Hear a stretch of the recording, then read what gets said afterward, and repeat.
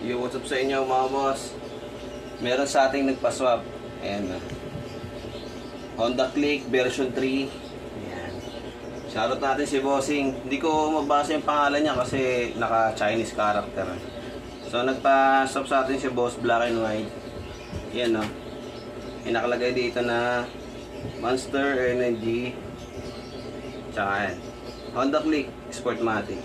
All paint to mga boss. So may dinagdag tayo dito, ayan na.